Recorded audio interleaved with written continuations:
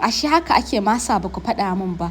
Ashe jika shinkafar tuwo ake yi, sai ka ɗauko dafaffiyar shinkafa sai ka zuba a kai, ka ɗauko albasa, ka ɗauko yeast, sai ka ɗauko the strongest blender in the whole world which is the Buche mix blender. Wai ashe idan mutum bai da ma Buche mix gara ya kai wa mai markaɗen unguwarsu. To haka dai ni na juya duk shinkafa ta a cikin blender, na bari Buche mix ya yi min aikin shi. Wai jama'a kun ga laushin batan nan? Ai gashi nan ma ku gani da kanshi.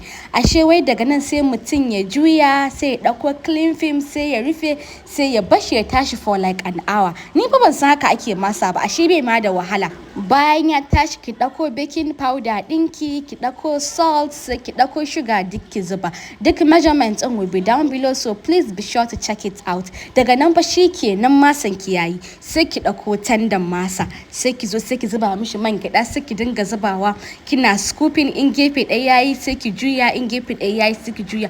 Wai ashe haka masa yake da sauki ne ba ku gaya mun ba. Sai da ku wallahi. Thank you. Bye.